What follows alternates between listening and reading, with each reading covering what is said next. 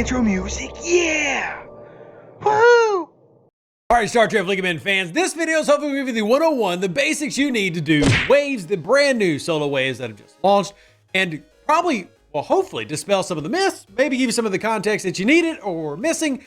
And yeah, we'll go over everything from what works, crewing, and even throw in some video on the screen so that you can be fully informed. Let's start with some of the basics. What works in solo waves and how do they work? Well, what works in solo waves are 3 ships that you're going to choose. So for example, you'll see on the screen my 3 right here that I've been using. I've got a Compec, I've got a Northcut, and then last but certainly not least, my Borg Cube. Now, depending on where you're at, you can use whatever you have. That is your best 3 combat ships. So these start at level 45 and above. And from there, you're going to have a G4, G5, and G6 set. Now, I'll put on the screen what those look like, including the rewards. And as you can see, finishing and completing the G4, G5, or G6 set is more profitable than simply doing the previous run.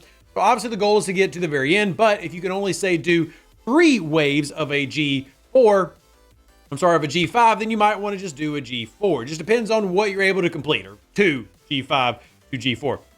Now the G4 has 3 waves, whereas the G5 and G6 both have 5. And you definitely notice a progression in terms of difficulty. One thing to keep a note with these new hostiles is how exactly they punch out and what makes them so strong. So I actually go to some of the ones that we were doing yesterday. We were doing a lot of testing.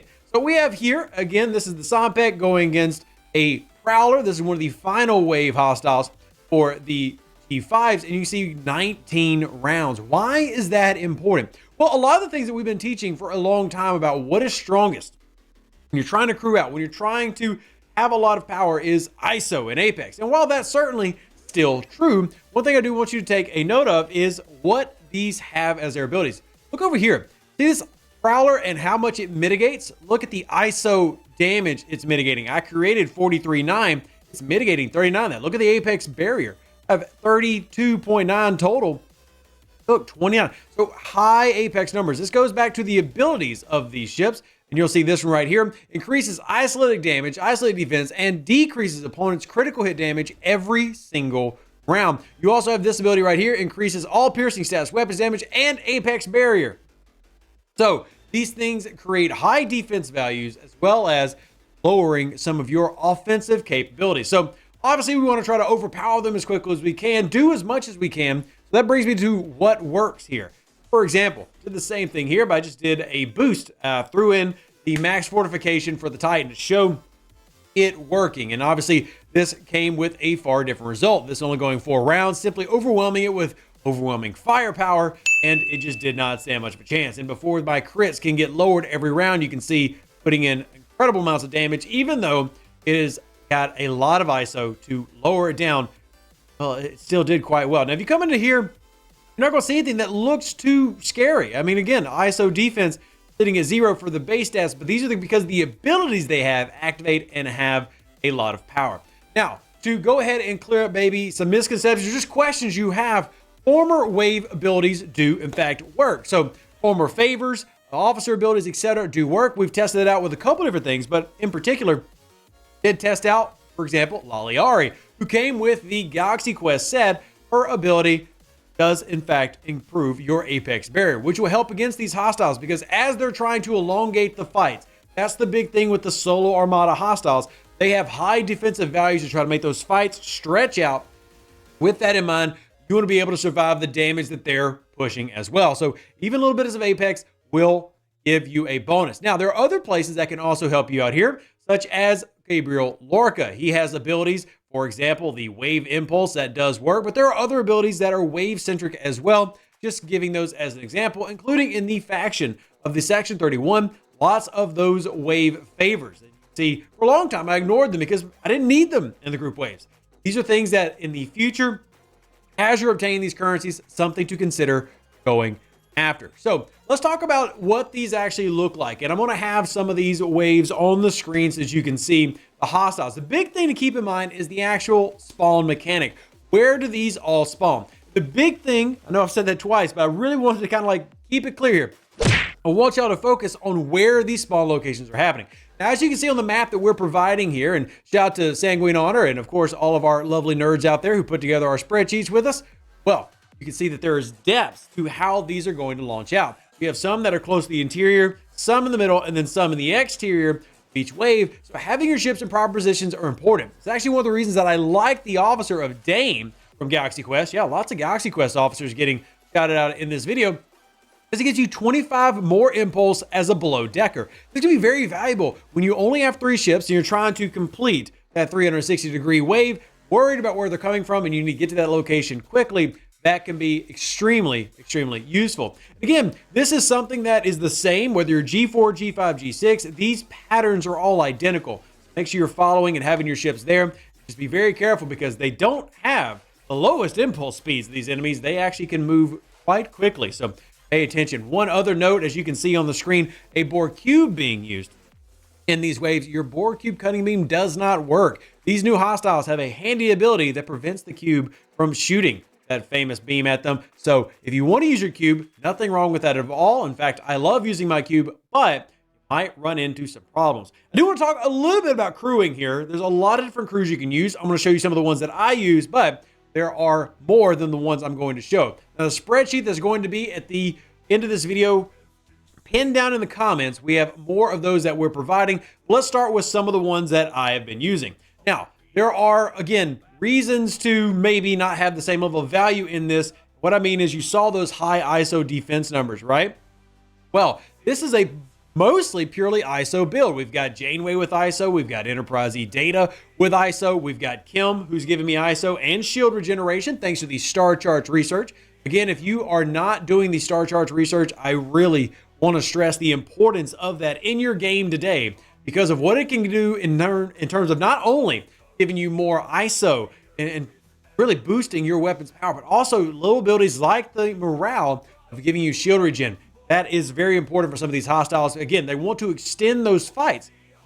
The longer the fight goes, the more damage your shields and hull are going to take. So we have Q for crits.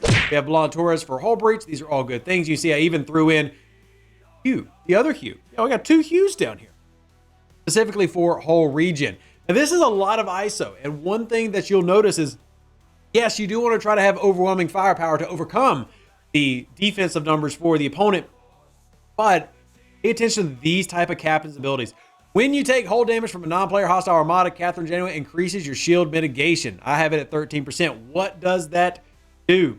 Well, remember, this is going to lower how effective their shields are, making you more effective. Get past the mitigation, the apex barrier, the ISO, whatever's left. If you can get past those shields, that's going to help you put out more hull damage. This is a useful type of group. Now, I'm not saying specifically you have to use this. We're going to cover several different crews, but simply some of the ones that I have been using based on my tiers and what works for me. I've also been testing out the brand new hostile crew, which works out quite well for similar reasons to what I just said. So I have multiple apex barrier options here. So I have the Anorax, or my Red Foreman guy, giving me apex barrier 2000 at his tier, very low, but Laliari helping, adding in another 1000. I also have Dane here for the impulse that I mentioned, but full synergy here. Why do I like this so much? The captain's ability is worthless. Obviously, I'm not really worried about loot boxes in this instance, but I'm getting synergy. That's cool, but more importantly, what am I getting? I'm getting shield regen, hull regen, and apex barrier. So I'm relying on my ship's natural ability. Now, if I can augment that with maybe throwing in some criticals, you could maybe change this up if you wanted to. Maybe throw in a con. More damage is more better. So what we're looking at here, though, is I like this ability. I like having the shield regen. I like having the hull regen. I like having the apex barrier, because if they want to extend the fights, fine. I'm going to limit how much damage you can actually do to me.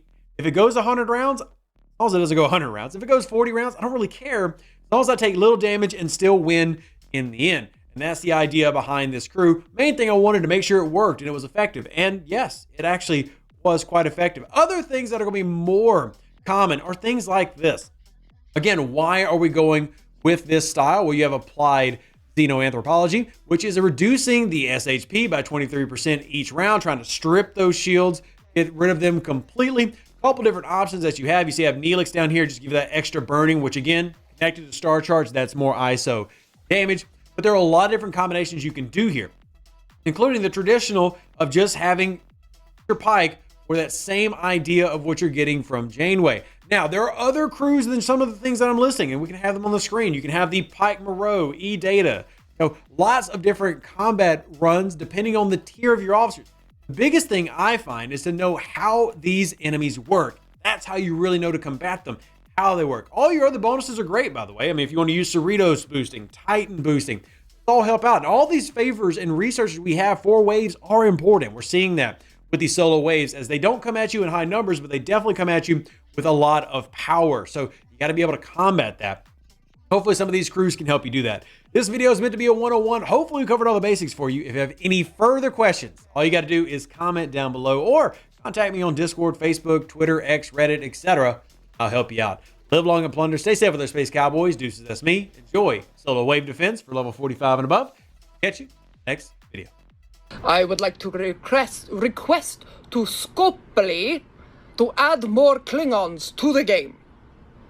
That is what I was told to do, and so I am doing it. Which, you know, is not maybe the best thing as a leader to just do what you're told, but it seems like a good request to make, to add more Klingons. Everything is better with Klingons, am I right? I am right, because I'm a Klingon.